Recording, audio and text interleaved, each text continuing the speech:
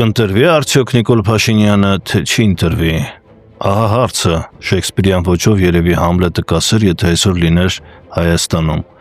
Սոցիոլոգիական հարցումները տարբեր թվեր են ցույց տալիս, սիրելի բարեկամներ, գիտեք, բայց այս ընտրություններում կարևորը ինչն է։ Ոչ թե Նիկոլ Փաշինյանը կամ ընդդիմությունը, նրա առանձին ուժերը ինչքան ձայն ունեն, հարցումներով, այլ կարմիր թելի նման անցնում է մի բան, որ այս անգամ շատ մարդիկ չգիտեն ում ընտրեն։ Նիկոլ Փաշինյանի վարկանիշը օբյեկտիվորեն իջել է, շատ է իջել, բայց միաժամանակ ընդդիմության շարքերում էլ չկա մի ուժ, որ ասեն գիտեք, սա պոտենցիալ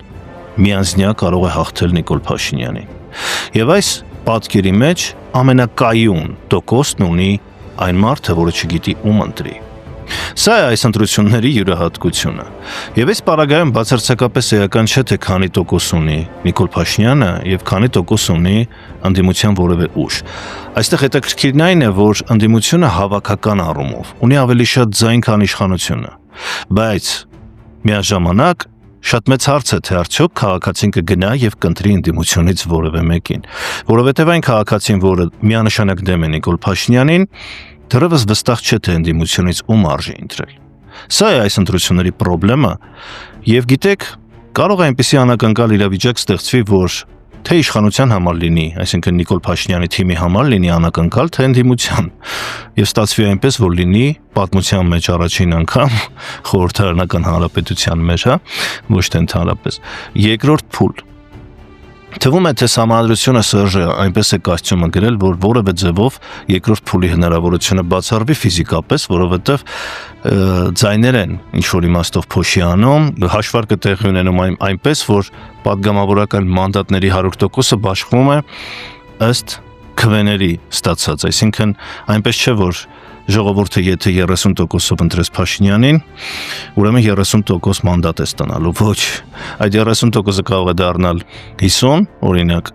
եթե մասնակցությունը քիչ լինի եւ ընդդիմությունն էլ համամասնորեն քիչ ստանա։ 21 թվականին, օրինակ, պատիվ ունեմ, ընդհանրապես անցողիկ շեմը չէր հաղթահարել, բայց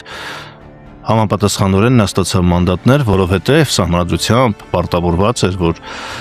Հայաստանի Հանրապետության խորհրդարանում պետք է լինի 3 ուժ։ Հասկանում եք, այսպիսի նրբություններ կան մեր օրենքով եւ այդ օրենքը կարող է ի վերջո, ինչպես ասում են, չար կատակ խաղալ թե այսօրվա իշխանության եւ թե ընդդիմության հետ։ Եվ այդ չար կատակը դուք ինքներդ եք խաղալու։ Որքան գնաք ընտրության մասնակցեք եւ մերժեք Նիկոլ Փաշինյանը, ես չեմ ասում ընդդիմությունից ում ընտրեք, որովհետեւ գիտեք, ես էլ մինչեւ այսօր վերջնականորեն չեմ որոշել։ Ես ձեզ հետ միասին այս բոլոր քննարկումներով ուզում եի հասկանալ լավ, ում կարելի է անվերապահորեն վստահել։ Ինձ թվում է վստահել ոչ մեկին պետք է տալ մանդատ, հետո կանչել պատասխանատվության։ Այսինքն այս անգամ առաջին անգամ մենք պետք է կատարենք այնպիսի ընտրություն, որ եթե որևէ մեկը մեր սպասելիքները չարդարացրեց, խոստումները չկատարեց, հռչակած, նա պետք է անհապաղ հեռացվի։ Այստեղ սիրելու, ատելու մասին չպետք է լինի այս ընտրությունը։ Այստեղ չպետք է լինի ընտրություն Ռուսաստան եւ Եվրոպա ընտրելու մասին, որովհետեւ դա կեղծ ընտրություն է, որովհետև դա պատերազմի ընտրություն է, դիմակայության ընտրություն է։ Մեզ ասում են, որ իրենք բերել են խաղաղություն, բայց իրենք հենց դնում են պատերազմական դիմադրության, ատելության երկընտրանքի առաջ։ Ոչ, այս ընտրություններում պետք է ընտրել Հայաստանը։ Եվ իմ կոչն է ձեզ գնալ եւ ընտրել Հայաստանը։ Եվ ըստ ձեզ, ձեր համոզման, ներքին համոզմամբ, ով կարող է ավելի շատ օգուտ բերել Հայաստանին, դա պետք է լինի ուղենիշը։ Սա է խնդրեմը այս ընտրությունների եւ ես ավելի հավանական եմ համարում երկրորդ փուլ, ավելի հավանական եմ համարում, եթե ընդդիմությանը շատ ձայներ տան ընդդիմության հաղթանակ, քան միանձնյա որևէ մեկի հաղթանակ։ Եվ մասնակցությունը որոշելու է ամեն ինչ, նաեւ մասնակցության որակը իհարկե։ Հետևաբար բոլորը անհանգիստ են։ Եթե Նիկոլ Փաշինյանը վստահ լիներ, որ ինքը ընտրվելու է, այսքան չէր ճղի իրեն, գորգորոսներ կապի, հրմշտի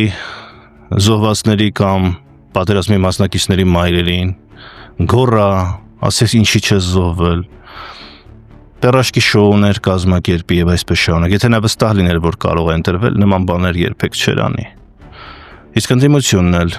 եթե վստահ լիներ, որ միանձնյա որևէ մեկը կարող էր հաղթել, հաստատ այսքան պառակտված չէին լինի։ Եվ դուք այս անգամ պետք է կատարեք իսկապես խելացի ընտրություն, եւ ձեր ընտրությունը պետք է լինի Հայաստանի օգտին, այլ ոչ թե Փաշինյանի, ընդդիմության, Ռուսաստանի, Եվրոպայի չգիտես ում։ Ընտրեք Հայաստանի Հանրապետությունը։